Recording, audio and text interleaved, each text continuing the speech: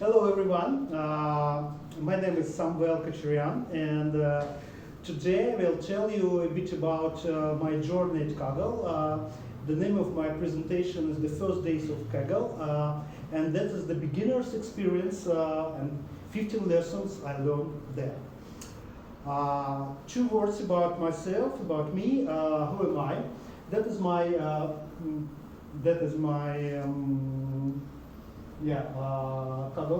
Kaggle profile. Not too impressive, quite humble. Maybe the only thing which I am proud right now is this bronze medal for the notebook's contribution, and that strange login strike, which is almost 90 days. And I have to say that our first meetup here in Budapest 3 months ago give me a huge impulse to continue my journey at Kaggle. To be honest, I've already started Kaggling just maybe 10 days before our first meeting, but that meetup gave me a huge opportunity to continue. That is, next slide please. That is how, I assume that is how I looks like for the Kaggle community, and I was so excited to join that competitive data science, and I'm quite sure that other people looks at me like a crazy person. I'm quite sure that here in this room I'm the least experienced data scientist, but definitely I'm highly likely the most enthusiastic one right now. The guy who spent the most time on Kaggle. Yeah. Okay, next slide please. Two words about competition. It was the tabular competition which happened at Kaggle 3 months ago. Let's continue with the competition. That is the competition name, Parkinson's disease progression prediction. And we had to build a model using the protein and peptide data measurements from Parkinson's disease patients to predict the progression of their disease. 1,800 teams participate in that competition. 30% of the data was used for the score in the public leaderboard. Train table contains 248 patients, and we assume that the total number of the patients lay in the range between 380 to 390 patients in total. We had several tables, but the most interesting one was the peptides train and the proteins train. The peptides table contains almost 1 million rows of data, and proteins train contains 230,000 rows of data. Next slide, please. We had to predict UPDRS. That is the Unified Parkinson's Disease Rating Scale, and UPDRS, that is the metric for the people who are struggling from the Parkinson. UPDRS1, it's mainly about mentation, behavior, and mood of the patient. Number 2 is about activities and daily living. 3 is the most interesting one. It's about body motor function, and number 4 is about complications of the therapy. The higher value of the UPDRs, the higher the severity of the disease. We had to predict 16 values just from one step. We had to predict the current ones, UPDRS, and the values for 6, 12, and 24 months later. The metric for that competition was SMAPE. I don't know how to say this. I just said SMAP. So that is the mass notation of this metric, and that is the code which was used by the winning team, not our team, in their winning solution. And what did you use? Sorry, what did we use? So that's exactly the same as what you have the Yeah. equation. Yeah. But for example, one of the most famous person at Kaggle, Chris Deot, I've seen his solution. He haven't used this metric at all. He used just Maya. Two words about this metric. It has it's expressed in percentage.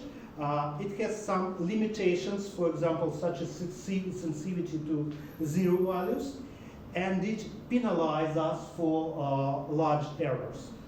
The larger errors result in higher percentage differences, leading to a greater penalty in this metric.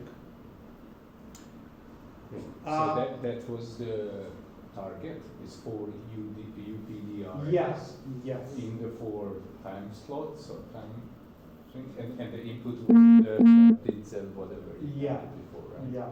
Next slide, please. This one. Yeah, that is some statistics and results of my team. I just please could you start the video? I'm not sure. Yeah. I made small video. It's the leaderboard, private and public. So my team, we had just two team members. We had no previous experience at Kaggle. We created huge amount of notebooks, 242, 53 models, and we made 91 submission.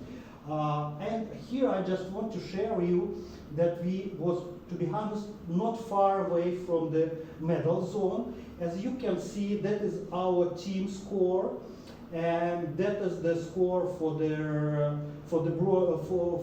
medal zone. Mm-hmm. It's the regular stuff at the Kaggle competition when the leaderboard scoring is very dense. So really everyone had opportunity to be in a medal zone. Please, next slide. Here I want to share with you the first place solution. It was the team, also two brilliant data science minds, Dmitry Gardiev and Konstantin Yakovlev. By the way, Dmitry, his highest rank at Kaggle is number 4, so he's the Kaggle Grandmaster, and he works at Vienna, and his colleague actually Gabor, who was at our last meeting. And that is they posted the leaderboard when they described their solution.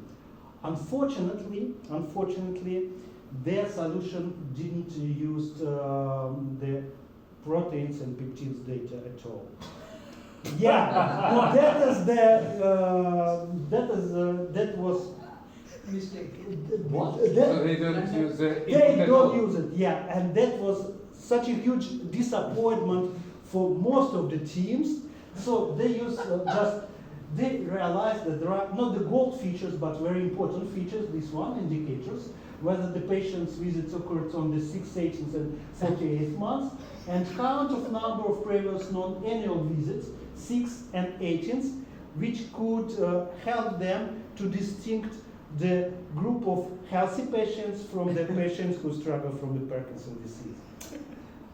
To be honest, I have a lot of questions to the organizers of that competition, but I assume that it was their goal to clean the data set as much as possible, to exclude the features which could help us, but they leave this thing to them. And usually the medical competition, they struggle from the curse of dimensionality, and same happens here.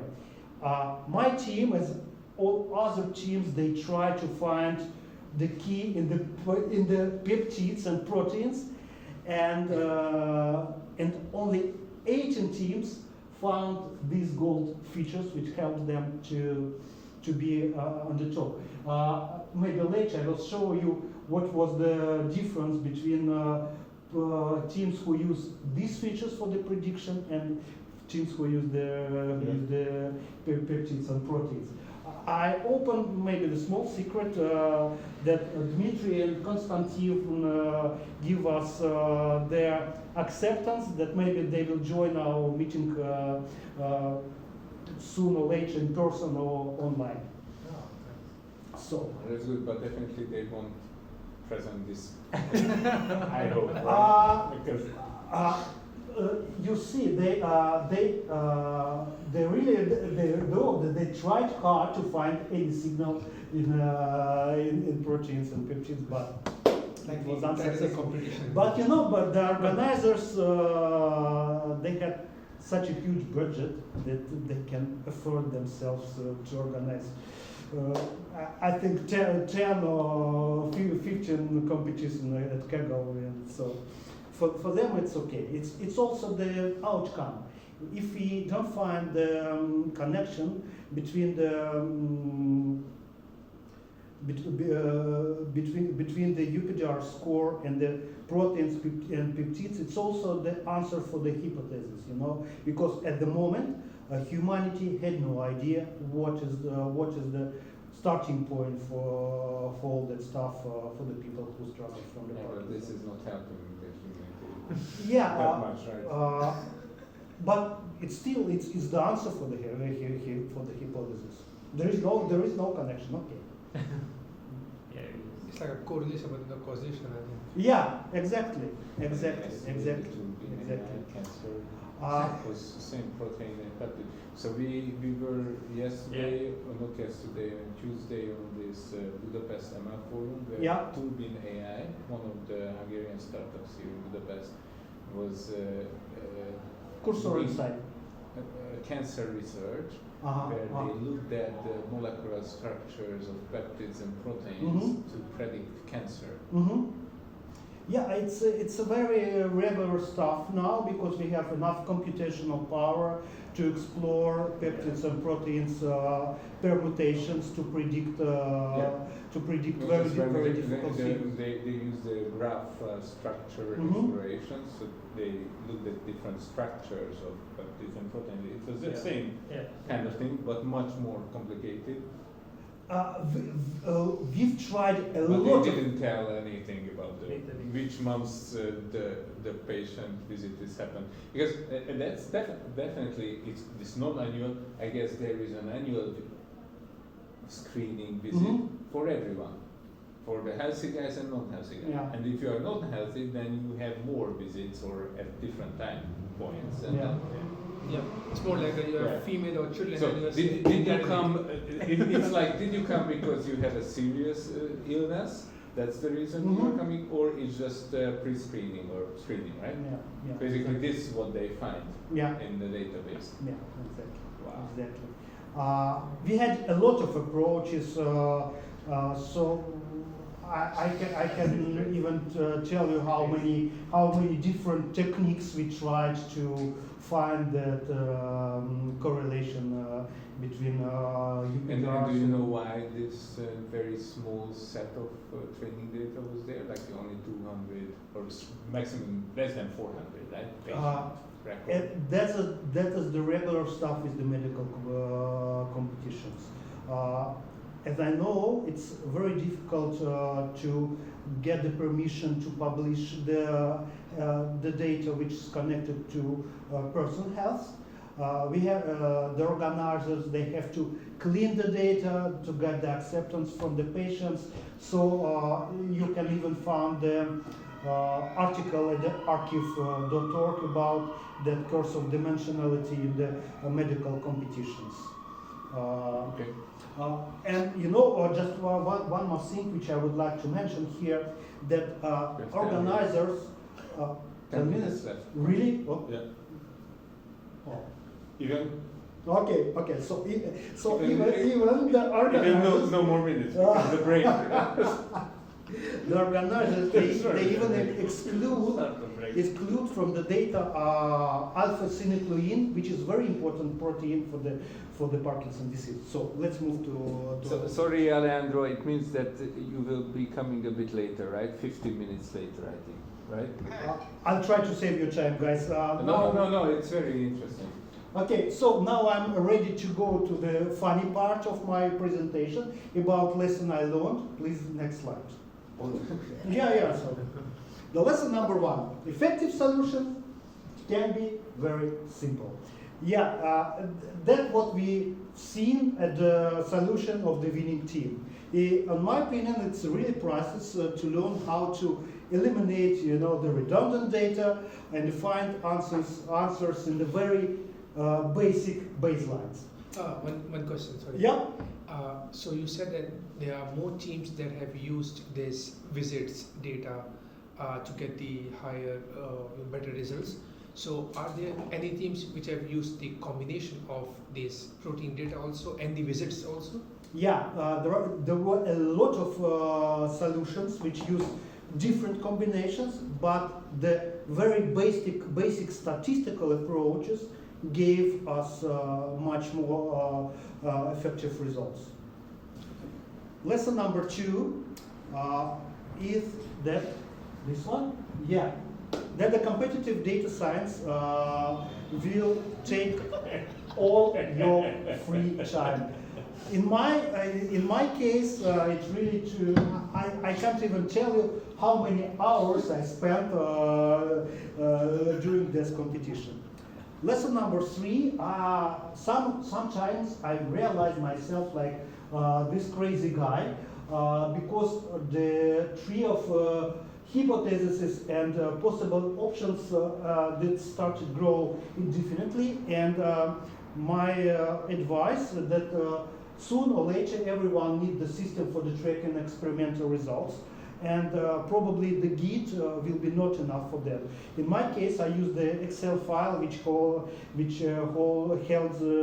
about 50 sheets.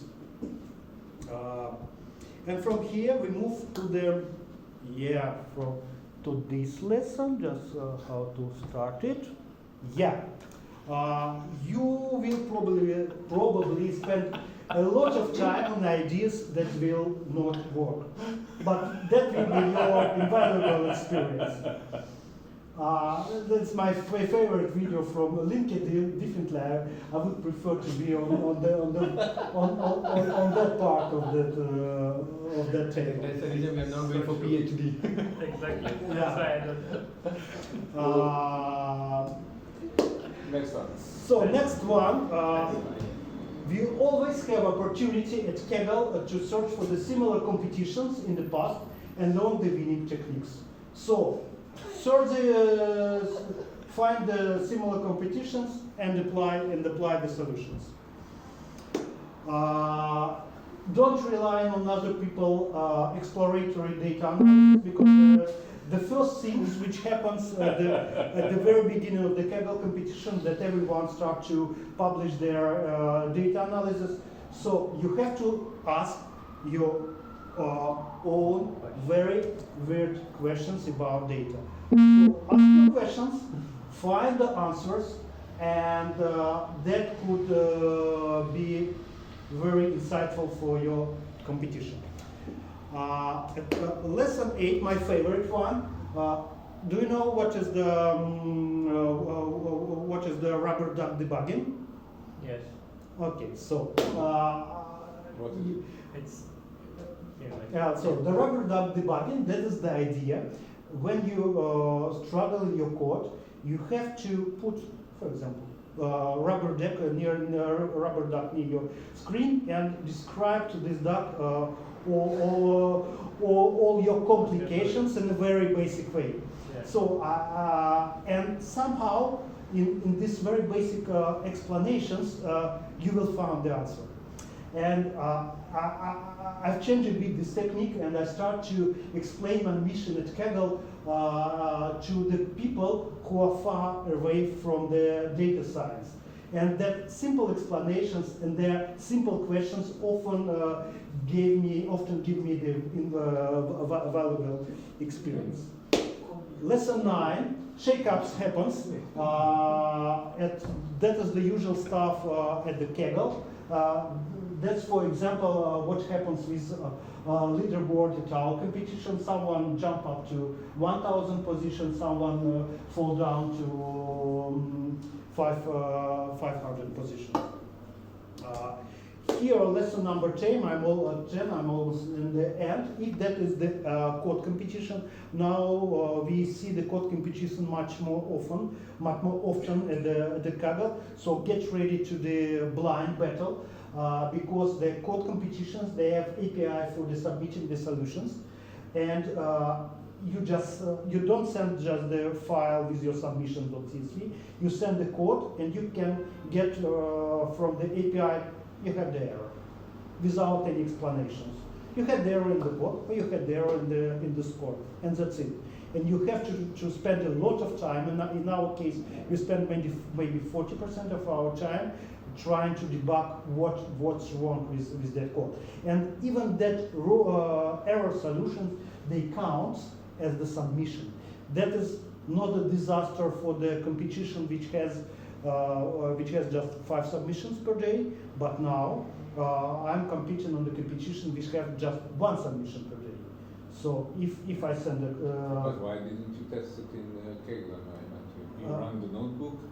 You run the notebook, everything works here on your system, everything works at the Kaggle, but when you send the submission, you get the error.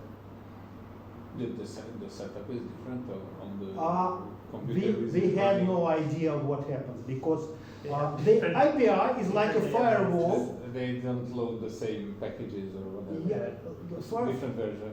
Yeah, so we have no idea what happens on that side of the Okay. of Kaggle. So and definitely when you will get these errors, just don't give up. You will have the demotivation. Just go all the way. And the very important thing that your team always will help you to be good. Sharing your suffering, as you told us at the last meetup, is sharing your tools with your teammates is priceless. And you know, one more thing which I would like to mention here, that the team diversity is also very important. For example, my current team, we have one guy from Ukraine, one guy from Russia, one guy from Turkey, and one guy from Armenia. So very diverse team, and we are still okay. I'm almost at the end. Perhaps not everyone in your own social circle, in your family, or your friends, will appreciate the level of your involvement. 1 month ago, I had mentorship session with one Kaggle grandmaster and asked him very stupid question: what should I remember when I'm competing on the Kaggle? And he replied me, just remember that you have mom, that you have dad, friends, children. Maybe that is the most valuable advice he gave me. So at the end, your competition is not over until you understand the winner solution. Always in the end, the winner teams, they publish their own winning solution code. And my very last bit. It's very easy in your case, right? You Yeah. are telling it like simple, just understand the winning solution. Yeah. So the competition is first about learning and experience. Then it's about winning over yourself, and on the end about winning others. Thank you guys. That's all, folks. Please send your complaints, suggestions, and maybe job offers or internships offers. Thank you. We don't have time for Okay. question and Yeah, answers. I'm quite sure We that will have you- only 10 minutes left. Yeah, That's yeah. good. It was really awesome. Yeah, slides. thank Thank you. you, guys. Fantastic. Definitely. And the competition, what you